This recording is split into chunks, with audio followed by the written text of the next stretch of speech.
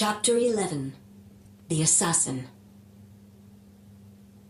There can be no second chances, and yet I had let one slip past me. I threw my saddlebag against the wall. My loftmate had taken the mattress in the opposite corner. At least the space was ample. He was raising my hackles already, a country clod who, with 2 drinks, had foolishly set his sights on a princess. I knew the type. A mistake to befriend him, but regardless, there were no more rooms in the inn, so I likely would have ended up sharing the loft with him anyway. The accommodations were sparse.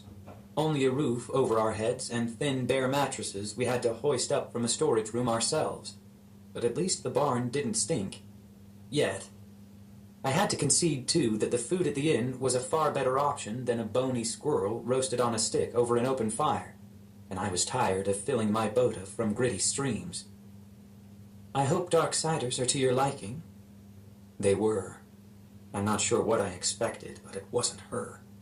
I rubbed my ribs beneath my shirt, remembering the numerous beatings, years past now, but each lash still fresh in my mind.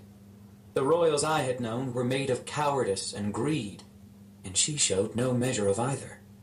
She stood her ground with that soldier, defending her friend like a whole army stood behind her. She was frightened.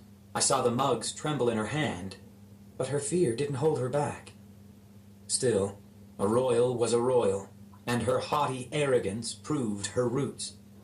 I'd remember that when her time came, but there was no reason I couldn't enjoy the comforts of the inn and other pleasures as well for a few more days before I finished my business. There was plenty of time for that. Grizz and the others wouldn't be joining up with me for another month. I didn't have to spend it alone in a wasteland eating rodents when I could stay here. I'd get the job done when the time was right. The Commissar had always been able to count on me, and this time would be no different. I pulled off my boots and blew out the lantern, sliding my knife just below the mattress edge at hand's reach. How many times had I slashed it across anonymous throats? But this time, I knew the name of my victim, at least the assumed one she was using. Leah. A very unroyal name. I wondered why she chose it.